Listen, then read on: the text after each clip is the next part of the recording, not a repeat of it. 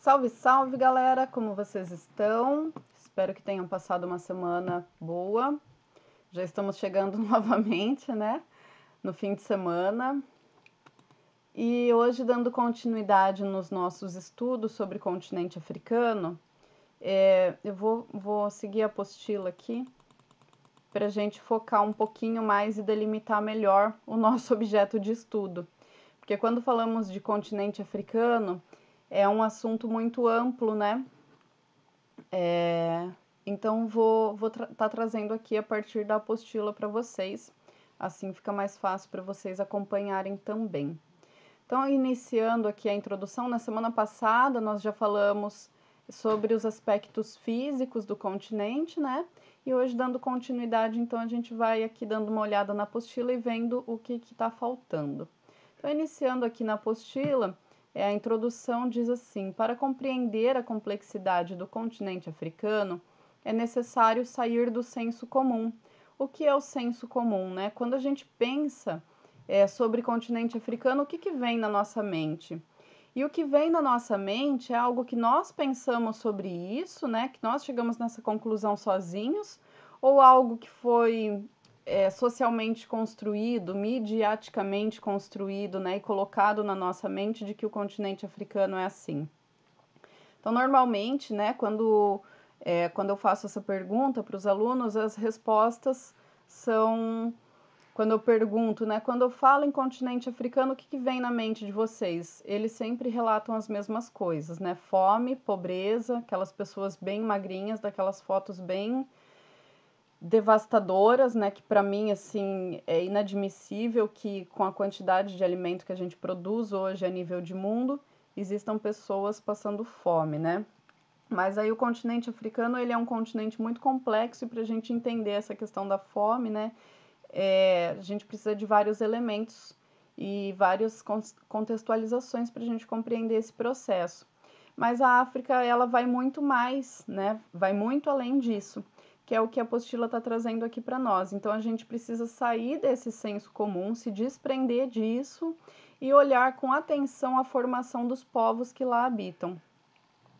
Os altos índices de pobreza e as epidemias de AIDS, malária e ebola, por exemplo, estão entre os grandes problemas que ainda não foram solucionados. Além disso, os diversos conflitos étnicos revelam uma realidade ainda mais devastadora para a população. Os africanos guardam histórias de luta contra regimes autoritários e adversidades econômicas. Portanto, se existe uma palavra que caracteriza todos esses povos, essa palavra seria força. Em 1994, a África do Sul superou o apartheid, regime de segregação racial que durou quase meio século. Em 2011, manifestações populares deram fim a regimes autoritários na Tunísia e no Egito, que foi a famosa, né, Primavera Árabe. Em 2016, Moçambique comemorou a erradicação da poliomielite, que é a doença da paralisia infantil, né? Imagina só em 2016. A partir dessas transformações, abrem-se novos horizontes e perspectivas para os povos da África. Então, despidos já um pouco, né, já trazendo esses elementos,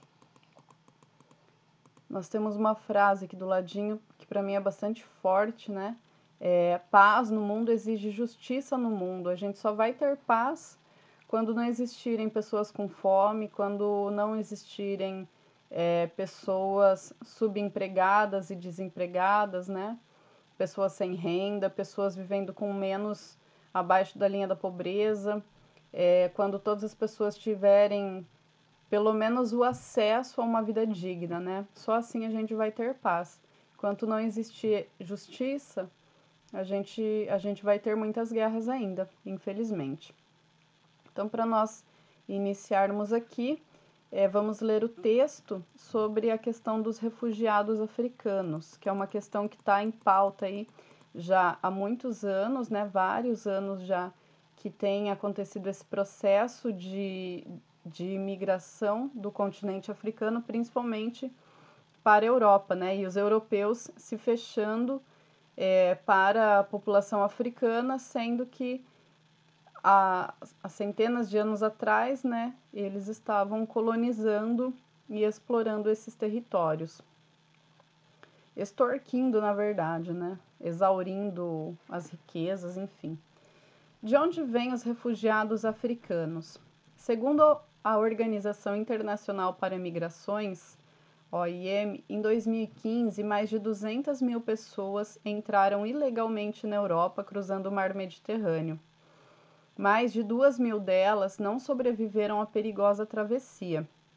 Quando a gente vê, né, nos noticiários, na verdade, nos noticiários dificilmente passam informações sobre, e quando passa, né, assim, tipo no Jornal Nacional, no Jornal da Band, Jornal da Record, é uma informação muito senso comum e com a visão europeizada, né, assim, de não queremos essas pessoas aqui. E normalmente até numa tentativa de criminalização dessas pessoas que estão fazendo a travessia, né? Mas quando a gente vê veiculação de artigos, noticiários, né, da mídia independente, da mídia que tem feito um jornalismo sério e correto, e que são colocados de fato, né, as informações de maneira com que a gente possa gerar a nossa própria forma de pensar sobre isso, e a gente vê, né, aquelas centenas de pessoas em cima de barcos muito pequenos. Se a gente não fica chocado com isso, né, com essa situação, então não sei o que é capaz de nos chocar, né? Então uma travessia muito perigosa e muitas pessoas acabam morrendo, né? Os barcos acabam virando porque é muita gente em cima de um barco muito pequeno, ou a própria marinha europeia, né, que vai e evita com que essas embarcações sigam viagem, né, faça voltar, às vezes até situações criminosas, né, acabam virando esses barcos mesmo de propósito. Entre as vítimas estão sírios e iraquianos, mas a maioria vinha da África. Veja os dados. Então, primeiro lugar da Eritreia. Pelo menos 357 mil pessoas fugiram da Eritreia em 2014. Considerado a Coreia do Norte da África, enfrenta péssimas condições econômicas e humanitárias, como pobreza, tortura e prisões arbitrárias. Segundo lugar é a Somália, um estado falido, sem governo central há 20 anos, cerca de 14% da população, mais de 1 milhão de pessoas, vivem no exílio. A população vive aterrorizada pelos grupos extremistas, né? Principalmente me fugiu o nome agora. Al-Shabaab, um deles, né? Mas tem outros também que são bem... Daqui a pouco eu procuro aqui. E aí no fórum eu falo para vocês. Cerca de 7 mil refugiados cruzaram o Mediterrâneo no primeiro semestre de 2015. Em terceiro lugar, nós temos a Nigéria. Ataques do grupo terrorista Boko Haram contra a população do norte têm provocado uma catástrofe humanitária. A situação na Líbia também obriga os nigerianos que haviam encontrado emprego e proteção no país a fugir mais uma vez. Cerca de 8 mil deles chegaram à Itália no primeiro semestre de 2015. Em quarto lugar, nós temos a Gâmbia, com 1.800.000 habitantes, é um dos menores países da África. Ainda assim, 4 mil pessoas pediram asilo na Europa no primeiro semestre de 2015. Há mais de 20 anos, o governo impõe um regime de opressão. Mais da metade dos gambianos vivem abaixo da linha da pobreza. No quinto lugar está Sudão. O governo está em longa guerra contra grupos rebeldes. Só em Darfur, mais de 300 mil pessoas já morreram. Os ataques contra a população civil e as perseguições às minorias étnicas obrigam sudaneses a fugir. O país também acolhe refugiados de outras regiões, no caso Eritreia, Etiópia, Chad, enfim, né, vários outros. Então, uma situação muito lamentável, muito triste, né, e que não existe intervenção de instituições sérias como a ONU, por exemplo, no sentido de amenizar essas aberrações mesmo, né? A gente pode colocar os nomes corretos aí, uma aberração humanitária que acontece lá no continente africano. E isso está muito relacionado com o processo de desumanização do povo africano, né, feito ao longo dos séculos aí. São quase 3 séculos são 3 séculos praticamente de exploração dos africanos como escravizados, né? Na sequência disso, quando encerra o processo de exploração da mão de obra africana, inicia-se a exploração das matérias-primas disponíveis no continente, inclusive com argumentações da pseudociência, né, afirmando que eles não tinham alma, que eles estavam mais próximos dos animais do que dos seres humanos, fazendo aquelas medições do crânio, como a gente já andou comentando, né? E agora, não lembro se foi com vocês ou com o terceirão. Enfim. Mas eu acho que foi com vocês. Então, todas essas situações, elas levam a esse processo de desumanização. E a gente vê, né? Essa semana teve a polêmica com o Neymar, que sofreu racismo. E a gente vê que o racismo, ele vai muito além, né, do simples fato da pessoa... como é que era a reflexão que eu tinha feito outro dia? Que mesmo o Neymar sendo um menino rico, né, hoje ele se tornou uma pessoa rica, e sendo talentoso, enfim, sendo conhecido no mundo inteiro, nem isso não foi o suficiente para impedir com que ele sofresse essa situação do racismo, né? Embora anos atrás, não lembro, um período aí atrás, ele se declarou como não negro, né? O Ronaldinho Gaúcho também, uma vez, quando questionado sobre racismo, ele falou: eu não sei o que é racismo porque eu não sou negro. E o Neymar fez a mesma declaração, né? E aí agora ele percebeu, sentiu na pele aí o que é estar passando pelo racismo. Então, uma cultura, né, essa cultura do racismo, ela ainda está muito arraigada nas sociedades, né, nas populações de várias nações do mundo, né, e algo que a gente ainda vai levar talvez algum tempo ainda para superar essa situação, né, enquanto existir e for permissivo que pessoas demonstrem, né, o seu ódio sem sofrer nenhum tipo de sanção, ela se manter na impunidade, então essas situações de racismo elas vão permanecer. Aqui numa visão já do Milton Santos, né, a questão do mundo visto pelos africanos, que tem aquela questão, né, do mundo global visto do lado de cá, do Milton Santos, quando ele coloca, né, a visão da globalização a partir do olhar dos países de terceiro mundo, dos países que ficaram à margem do capitalismo e à margem da globalização. Então, nessa perspectiva, né, desse olhar, vamos mudar o nosso foco de olhar, né, e pensar, vamos tentar ver o mundo pelo olhar das pessoas que vivem no continente africano. E ainda dependendo o território, a região que essa pessoa vive na África, ela também vai ter percepção muito diferenciada dessas realidades, né? Então, vamos ler aqui para a gente fazer as nossas próprias interpretações. Para muitos ocidentais e europeus, a África é o continente das tragédias, das pandemias, dos golpes de Estado, das eleições fraudulentas, da fome e etc. Por remorso ou generosidade, os ricos europeus pensam dever à África compaixão e ajuda. Os africanos não se veem mais assim. Dos 54 estados, mais da metade assiste a crescimento econômico de 6 a 7% ao ano e se modernizam rapidamente. O apetite mundial por matérias-primas africanas aumenta seus preços. Os africanos não se sentem mais presos na relação com antigas metrópoles da era colonial, mas alguns países, continuam demandando ajuda prioritária.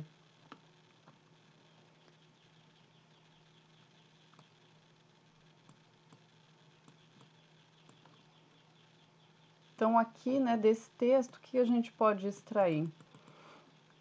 Ainda, né, continuando naquela a provocação inicial, né, de nos despir dos nossos sensos comuns, né, daquilo que já foi previamente construído na nossa mente, e dessa visão que a gente tem, né, de que o continente africano demanda dessa ajuda e eles já não se enxergam mais assim, né, eles se enxergam como um povo forte, um povo que está se reconstruindo, enfim, né, então, como está sendo colocado aqui, essa questão das matérias-primas africanas. Esses tempos eu vi um documentário curto de um intelectual da Nigéria, entrando já nesse processo, né, dos intelectuais decoloniais, né, e abrindo mão um pouco do que os europeus escrevem sobre nós, né, e sobre os africanos. Então é importante a gente começar a fazer essa leitura dos próprios intelectuais dessas regiões, né.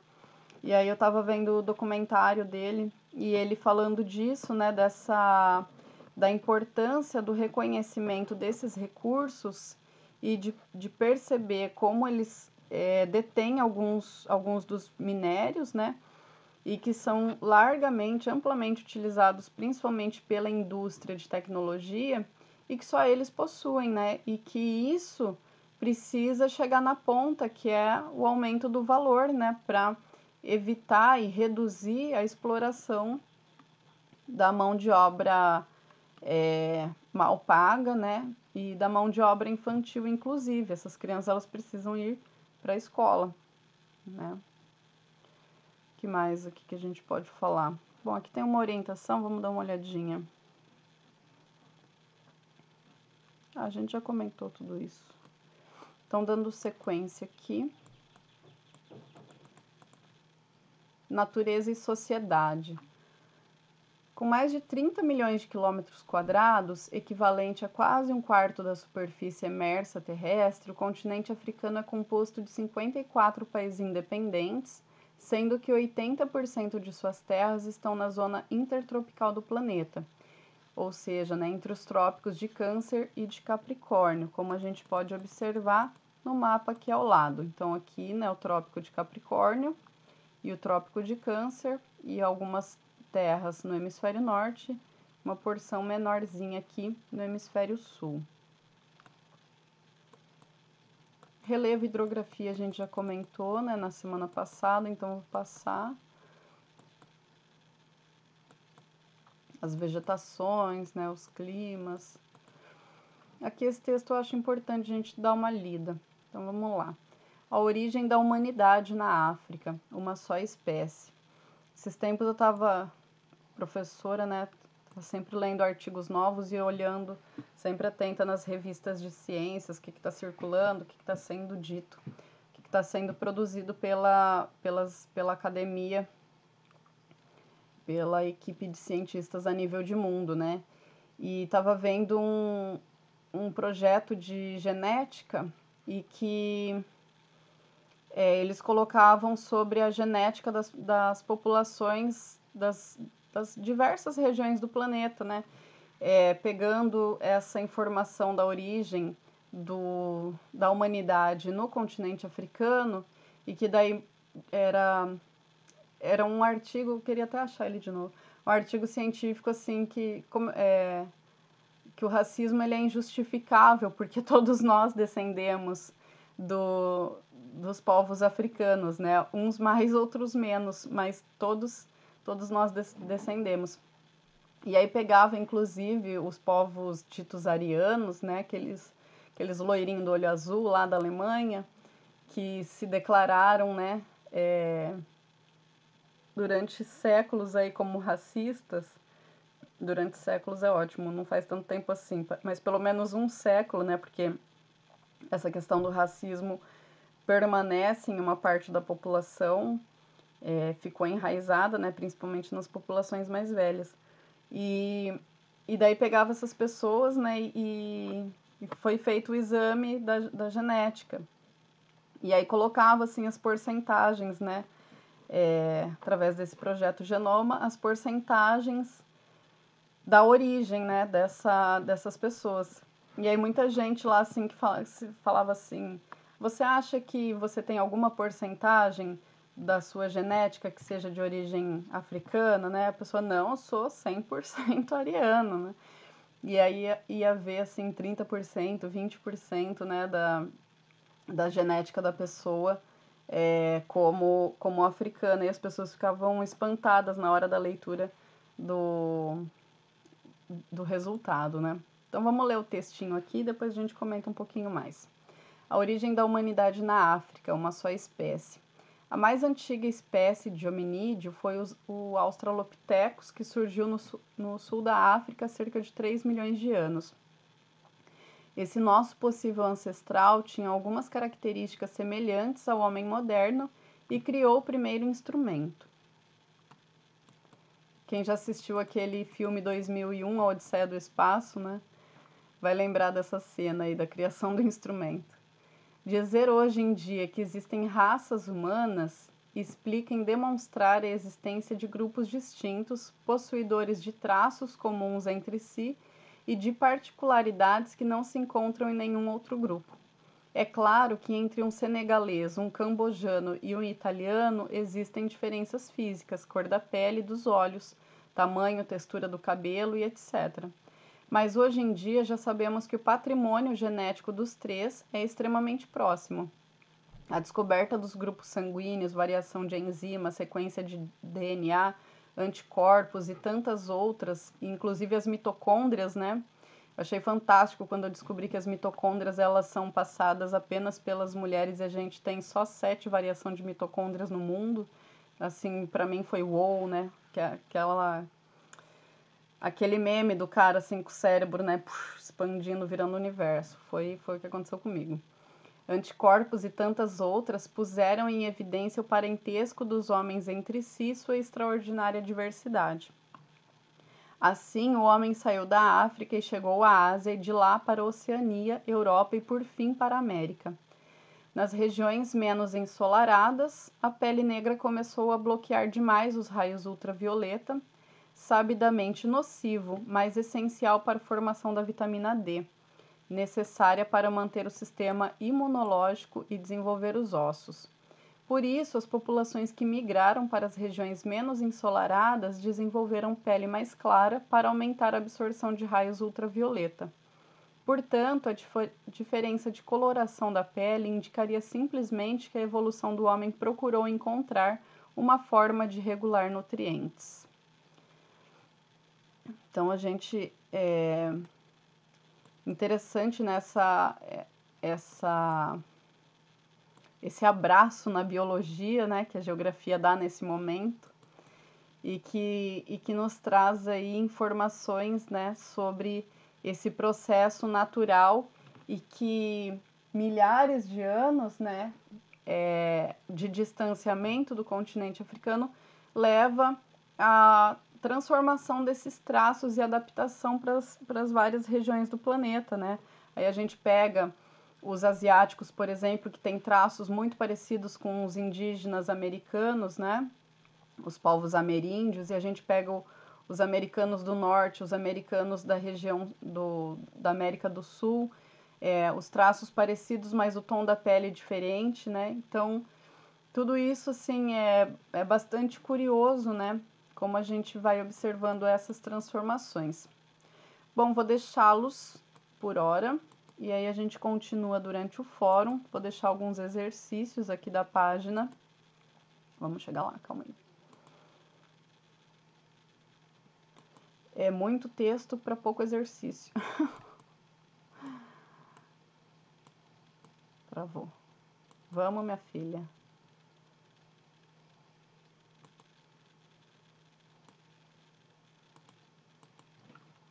Vou deixar exercício nenhum, gente. Então, até daqui a pouco no fórum. Nos vemos lá e continuamos as nossas discussões.